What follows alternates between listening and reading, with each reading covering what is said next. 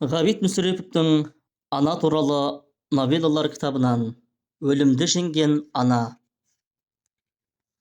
Мақтасақ әйелді мақтайық та, құрметтейік те әйелді. Әйел ана, барлық қиындықты жеңетін сарқылмайтын күш, көзді бұлақ емес пе? Азияның ақсақ барысы темір жер бетін қанға бояп, ойды қырға теңеп, жоннан жол салып, жер шарын асықтай үйіргісі келген адам. Бұл сансыз елді өзіне бағындырып, шексіз жерді қанға суарған, айбатынан ай жасырынған темір. Ол 50 жыл жалғанды жалпағынан басып, өзінен өзге де күш барын сезгенде адам емес. Темірдің темір өкшесі талай қаланы молаға, талай елді далаға айналдырды. Талай мемлекетті балшықтай жаншып, шалшықтай шашып жібергенді. Пілдің шойын табаны қормысқаның елебін қалай таппаса, бұл одан да асырып жіберді. Оның жүріп өткен жерінен төрт жағына түгел аққан қан өзендері сай-саланы топаңдай басты. Жеңілген елдің сүйегінен биік мұнаралы минарат пен сарайлар салдырды. Темір ажалмен күш теңестіріп өмірді талқандады. Өзінің жалғыз ұлы Жәңгірді ажал алғанын кектеп, ажалға талай жерде қамшы соғып, қармысын қайтарды. Ол ажалдың күнбе-күн алып тұратын құрбандығын тартып алғысы келді. Содан кейін қайғыға булығып, арып-талып, ажалдың өзі де аштан өлсін деді. Жалғыз баласы Жәңгір өлгенде қалға от түкіріп, қан қақырған арыстанын қаралы қошеметпен қарсы алған ғой. Өлім егіп, өлімті қорған, айналасына у шашқан ақсақ арыстан қара мен кектен ғана киініп, ішін жалын өртеп, шернеп шыққан еді. Отырарда өліммен ұшырасып, ұлын берген сағаттан бастап 30 жыл бойы темір бір ретте езу тартқан еместі. Сол ұшырасқанда өлім оны жеңіп, өзім өлсем дүниеге у шашарым болады деген ұлын тартып алғанды. Содан бері қабағына қырау, мұртына мұз қатқан ашулы темір еріндерін тас жұмып алып, ешкімге басын иместен келе жатқан. Содан бергі 30 жыл бойы темірдің жүрегі адам баласын аяу дегенге, адам баласын сүю дегенге мүлде жабылып қалған. Ол адам баласын өлім орағы мен ораудан басқаны істепті санауды қойған. Дүниеде әйелді құрметтеп, әйелді нұрға бөлейік те. Әйел ана, дүниедегі жалғыз күш қой, оның алдында Азияның айбарлы арыстаны темірді жеңген өлім де басын еді. Бағдат пен Шамды талқандап, емшекте сыр мен Әмудариядан ертіске төнген, Азияның етегін алып жатқан Қытайға шабуыл жасаған. Шыңғыстан кейін Азияның құшағына тұтас сыйғызам деген қанды көзінен от шашқан темір, ит үрігін, бала жылауын тоқтатпаған темір осы ақсақ еді. Әңгіме осы ақсақ барыс жайында болмақ. Темір Қанығұл деген әдемі алаңында сайрандауға шықты. Үйткені ол далаға шықса, қай жаққа өлім себу керектігін көзімен көргендей болып қайтатын еді. Айналаға көз жіберіп, жердің етегін дейін көргісі келді. Темірдің көзі жететін жердегі адам баласының бәрі де тышқанға ұқсап, індеріне кіріп кететін еді. Сондықтан Самарқанның көк мойын мұнараларынан бастап еш нәрсе көрінбейді. Алғашқы екпінмен өрте Самарқанды деген әмір бергісі келіп тұрды да, жоқ, Самарқандағы көк мойындарды адам сүйегінен салдырғам, өртемеймін деді ішінен. Алаңға тігілген 5 шатыр бәрде дөп дөңгелек, ақ қызғалдақ, ақ гүл секілді. Бәрінің төбесінде бір жалау темірге табынып, басын иіп тұр. Бәрінің ортасында ақсақ темірдің ала шатыры, алып ордасы тұр. Бұл төрт бұрышты айналасы 100 қадам 3 найза бойы биіктігі бар күмбез. Ортасында 12 алты баған.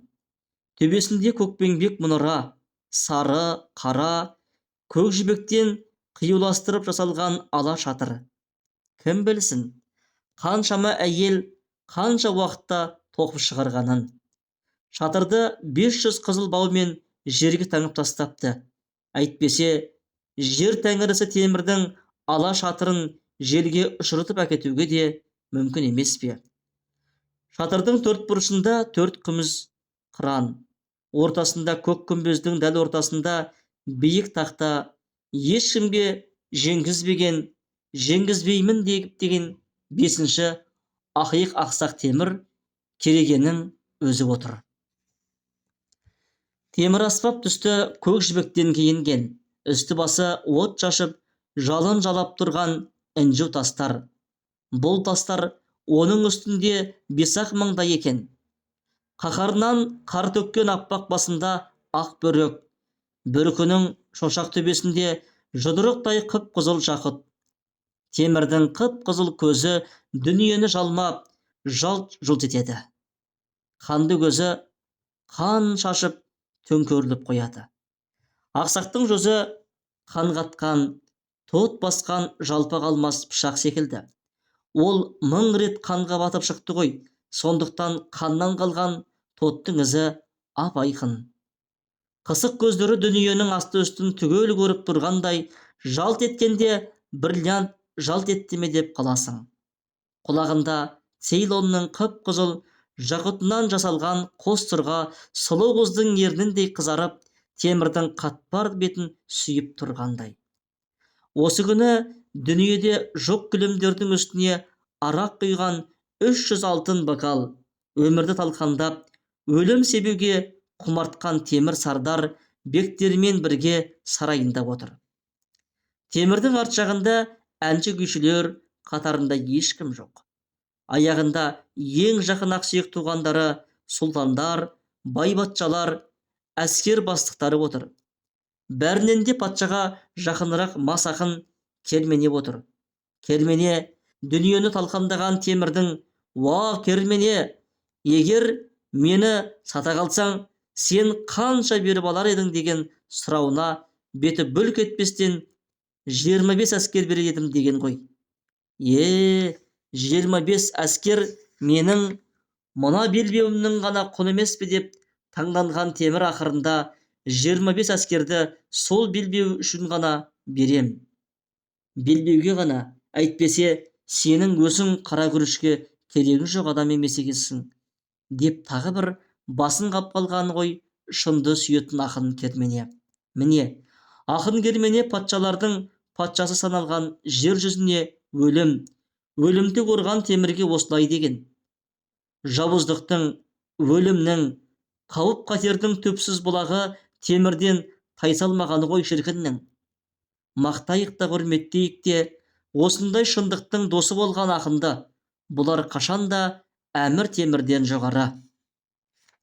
Құрметтейік, көтерейік, әдемілеп көркем түрде шындықты айтқан ақындарды, олар да шындықты айтудан басқа бағынатын құдай, табынатын тәңірі болмасын."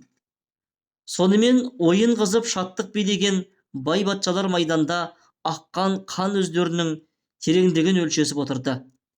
Музыка ырғалаңдап, патша шатырының алдында халық ойыны басталды. Ыңырсыған қалың елдің қайғысын табанға таптап, аз ғана топтың шаттығына айналдырды. Өлімнің ордасы темірдің қанды қабағын ашамыз деп, күлдіргіштеп лақтап секірді. Өмір иесі адам баласын қалай өлтірудің әдісін көрсеткісі әскер деп ойнайды. Ақсақ барыстың адамдары қорыққаннан қуанып, арақ пен қымызға барлық қылмысты тұншықтырып отырған бір кезде темірдің құлағына ашынған бір дауыс келді. У-шу. Айғайды, күйшілердің күйін, әншілердің әнін қақ жарып, темірдің құлағына іліккен дауыс әйел даусы еді. Ұябасар бүркіттің тәкаппар даусы темірге айқын естілді. Темір өлімнен алысқанда өлім оның бетіне дақ, жүрегіне дық салған ғой. Сондықтан мына дауыс оған таныс көрінді. Даусында өлім көлеңкесі елестеген неткен адам, шақырыңдаршы деді. Темір мұрнына қан иісі келгендей жан-жағына алақтап. Қайдан екені белгісіз бір әйел пайда болды. Үш арысты билеп тұрған арыстан, сізді көрем деп бой бермей тұр, деді қасындағылары. Арабша сөйлейді, үсті басы кір, шаң, өзі есалаң болса керек, десті біреулері. Әкеліңдер, деді Темір өз сезіміне ғана бағынып. Сонымен Темірдің алдына жалаң аяқ, үстіндегі барлық лыпасы далба-дұлба әйелді алып келді. Қара шаштары тарқатылып, жалаңаш көкірегін жабуға кеудесіне түскен, беті шойындай қап-қара, бірақ жасымаған көзі от шашып әмір етіп тұрғандай. Қап-қара қолдарын Темірге созғанда бір қалтырамады. Баязид сұлтанды жеңген сен бе деп сұрады әйел салған жерден. Я, мен талайды жеңдім. Жеңгенімнің ішінде о да бар. Жеңуден әлі шаршамағаным да жоқ. Сен келген жұмысың не еді? Соны сөйле, деді әмір сазарып. Тыңда, деді әйел. Сен не істесең де адам ғанасың. Ал енді мен ана. Сен өлімге қызмет етесің, ал мен өмірге қызмет жасаймын. Сен өлім шашасың, мен өмір шашамын. Дүниеге адам әкелем, білдің бе? Сондықтан мен сені адамға санамаймын да. Мен ешкімнің қалай саналуымен есептесіп көрген емеспін. Есептесе алмаймын да. Жұмысыңды айт, әйел, деді тәкаппар Темір. Тыңда, өлімнің егіншісі Темір. Сен менің алдымда күнәлісің. Менімен есептеспей тұра алмайсың да. Менің алдымда күнәңді жусын деп келдім. Сенің бағынғаның күш әділдікте деген ұран дегенді айтты. Мен бұған иланбаймын. Бірақ сен маған еріксіз әділ боласың, өйткені мен ана. Сен өлім сепсең, мен дүниеге өмір себем. Сені жеңем, сондықтан сен маған әділ боласың, деді. Темір патша мұны ұғарлық данышпан еді. Шығыстың салқын данышпандығын алмады дейсің бе? Әйелдің сөзіндегі батылдық пен күштілікті де сезіп, өзің отыршы, сөзіңді тыңдағым келіп барады, деді. Әйел байбатшаларды етегімен сырып, қақ жарып барып кілемнің үстіне отыра кетті. Қай жерге қалай отыруды өзі таңдады. Өйткені отырғандары адамға санамады да, сонан соң сөзін бастады. Мен Салерно деген жерден келдім. Ол алыс жер, Италияда. Сен білмейсің, сенің қанды тұяғың ол жерге жеткен жоқ, бірақ одан да сен секілді өлім егуші толып жатыр. Әкем балықшы еді, байым да балықшы, байым бақытты еді. Өйткені оны бақытқа бөлеген еңбекпен мен ғой. Одан соң жалғыз ұлым бар еді. Ол жер бетіндегі адамның ақылдысы, сұлуы болатын еді, деді. Сол кезде менің жәңгірімде екен ғой, деді Темір патша ақырын ғана күрсініп. Жоқ, нағыз сұлу, нағыз ақылды бала менікі еді. Сенен туған бала адам баласының өкінішін ақтай алатын ба еді, деді ана әйел тіксініп тұрып. Теңіздің жағасында отырған бізге талаушылар келгенде ұлым 6 жаста еді. Талаушылар әкемді де, байымды да, тағы да көп адамды өлтіріп, ұлымды тартып алып кетті. Өмірді талаушы сенің жолдастарың қайда болса да толып жатыр. Міне, енді сол ұлымды жер бетін шарлап іздеп жүргеніме 4 жыл толып барады. Ұлым қазір сенде екен. Оны анық білдім. Өйткені әлгі талаушыларды Баязид сұлтанның әскері ұстап алыпты. Баязидті сен жеңіп алдың да, қолыңда барын түгел тартып алдың ғой. Соның ішінде менің ұлым да бар. Ұлым қазір қайда екенін сен білесің. Өзіме қайтарып беруге міндеттісің, деді. Ана осыны айтқанда өздерін данышпан санайтын байбатшалар күлісіп, байғұс шынды екенсің, есінен танған екен ғой, десіпті. Жалғыз кермене ақын ғана анаға күлмей қарайды да, ақсақ темірге таңданып отырады. Бұл ана болғанда да ақылдан таңғандай ана екен. Болсаң бол дейді кермене ақын. Ал енді өмірдің дұшпаны, өлімнің егіншісі темір былай депті: әйел, сен мені білмейтін елден неғып келдің? Арада тау бар, тас бар, өзен бар, теңіз бар. Ит мұрны өтпейтін қалың орман бар. Олардан қалай өттің? Жүгірген аң, ұшқан құс саған қалай тимеді? Қанша ел адам бар, адам аңнан да жауыз, олар сені қалай аман жіберді? Адамның күші біткенше жолдас болатын бір нәрсе қару, сенде ол да жоқ. Қалай бұл жерге аман жеттің? Осының бәрін айт. Сонда ғана мен таңдануды қойып, есімді жиям. Сонда ғана сен түсіне алам. Айтшы тезірек деді. Құрметтейік, көтерейік әйелді, ана елді құрметтейік. Оның сүйібі таусылама, бүкіл дүниеге соның емшегін еміп, ер жеткен емес пе? Адамда не қасиет болса, бәрі күннің көзі мен ананың сүтімен алынған қасиет.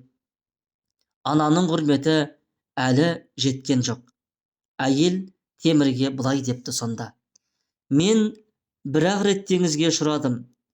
Онда арал да көп екен, балықшы да көп екен. Адамды айуандай сойған сен секілді патшалардан қашқан адам тамағын теңізден тауып жүр. Балықшы болса қайықта болады ғой. Сүйген ұлыңды іздесең, жел артыңнан шығады. Теңізден қайықпен өттім. Ал енді өзенге көп ұшырастым. Теңіз жағасында өскен анаға өзеннен өту қиын ба? Тау дейсің ғой. Тауды мен елеңде қылғаным жоқ, байқағаным да жоқ. Орман отын бергеннен басқа тоқтау қылған жоқ дейді. Мас кермене шыдамай: мұндай анаға тау дегенің жазық болып кетпей тұрала ма? Дейді шынымен. Аю, қабылан, арыстан, басын жерге салбыратқан тағы өгіздер көп ұшырады. Көзі сенің көзіңе ұқсап оттай ойнап, өлім шашып тұрған барыс та екі рет маған қарап тұрды. Бірақ әрбір анаңның жүрегі бар емес пе? Олармен осы сенімен сөйлескендей сөйлесіп жүрдім. Қанішер аңдарды, қанішкіш патша сенімен салыстырғанда ашуланба. Олар да менің ана екенімді біліп иланды. Ауыр күрсініп, мені аяп, жөндеріне жіберді. Аңның да баласының сүйетінін сен білмейтін бедің, дейді әйел темірге төніп. Солай әйел, дейді ақсақ темір басын изеп. Аңдар адамнан гөрі өз баласын артық сүйеді. Ең қатты жауыздық адам баласының шығады деген қорытындыға мен де келдім, дейді темір, жаңа бір дүниені көргендей ойға батып. Адам деген бала ғой, өйткені ананың жанына көз салсаң, 100 есе бала адам қашанда анасының баласы. Әркімнің анасы бар. Сен шал білесің бе? Сені де әйел тапты. Сен Құдайдан бас тарта аласың ба?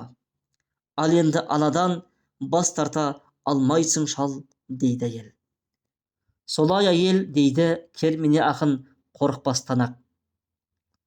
Өгізді қанша жинасаң да бұзау таппайды. Күнсіз гүл өспейді, сүюсіз бақыт жоқ. Әйелсіз сүю жоқ.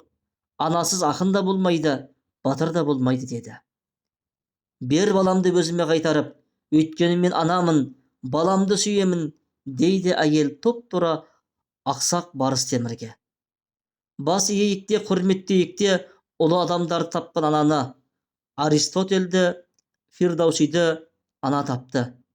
Ескендір мен Соқыр Гомерді де ананың баласы.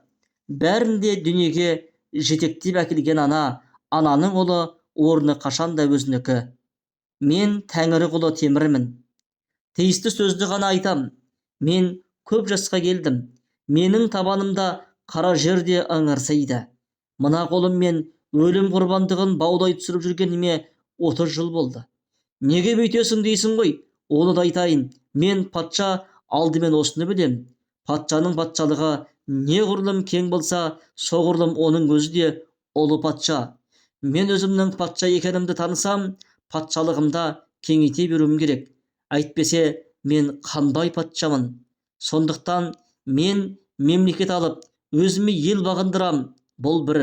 Екінші, өлім менің ұлым Жәңгірді алып, жүрегімнің күнін сөндірді. Сондықтан өлімнің күнбе-күнге құрбандығына арнаған адамын тартып алып, кегімді алып жүрмін. Менімен патшалық үшін, ел үшін көп адам алысты, бірақ адам үшін ешкім алысып көрген жоқ. Адам деген кім? Менің жолымда неге тұрады? Мен оны білмеймін. Баязит сұлтанды жеңіп алғанымда Құдайға мемлекет, адам дегенің түкке тұрмайды екен. Көресің бе, Құдай мемлекет пен адам баласын сені мен секілді адамға беріп қойды. Сен соқырсың, мен ақсақпын деген темір мен болатынмын. Баязитті шынжырлап менің алдыма әкелгенде мен осыны айттым. Баязит шынжырдың салмағынан жаншылып майысып тұра алмады. Бақытсыздыққа ұшырап, өмірдің құлаған, молаға шыққан жусанындай ащы уындатып тұрған Баязиттің көзіне қарап тұрып, мен осылай дегем. Мен Тәңірі қолы темірмін, тиісті сөзді ғана айтам. Міне, менің алдымда әйел отыр. Бұл әйел бүгінге дейін өзім білмеген сезімді қозғап, мені жеңіп барады. Бұл әйел менімен адамша сөйлесіп отыр, өтінбейді, бұйырады.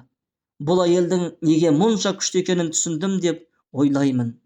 Бұл өмірдің иесі, бұл ана, бұл ұлын сүйеді. Ұлын сүюі ол ұлы өмірдің бір ұшқыны ғой. Кім біледі, мүмкін ол ұшқыннан әлденеше ғасырға кететін жалынды бар. Мүмкін жерді жылытып бақыт себетін адам болар.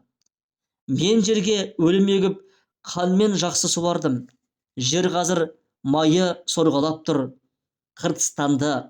Енді семіз жерге бақ екпей, бақыт егетін адам керек шығар. Дүниені жалмап адам баласына топандай тиген, Тәңірімен таласқан темір тағы да көп ойланып отырды да, мен Тәңірі қолы темірмін, тиісті сөзді ғана айтам. 300 салт әскер қазір жердің 4 бұрышын аралауға аттансын. Тапсын олар мына елдің ұлын. Әйел осында күте тұрады. Мұнымен бірге мен де күтіп отырам. Кімде-кім мұның ұлын атқа мінгізіп әкелсе, ол шын бақыттың дәмін татады. Солай ғой әйел дейді. Әйел бетіне түскен қара шашын кейін сырғып тастады да, солай, осыны істе, деді азырақ езу тартып. Сол кезде әлгі айбатынан ай жасырынған қаһарлы шал ақсақ темір орнынан тұрып әйелге басын иді. Қуанышты кермене ақын шаттанып, гүл мен жұлдыз туралы өлеңнің бәрі сүю туралы өлең болады. Майдың айың көктемгі күнді айтсаң, бұл да сүю туралы өлең болады. Бірақ адамның анасы, өмірдің мықты бәйтерегі ана туралы өлең әлі айтылған жоқ дейді. Солай кермене, дейді темірде. Барлық байбатшалар жаңа ғана ысқақтап күлген әйелге қарап, ана деп тыңданды да, таңданды да қалды. Бұл шындық қой. Өйткені қайнадан сұрасаң да, біз өлімнен күштіміз. Біз дүниеге ақынды да, ақылды да, данышпанды да ерде береміз. Өлім адам баласын құртуға тырысса, біз оны жеңіп, адам баласын көбейттік демей ме? Шығарманы оқыған Қанат Айтөби.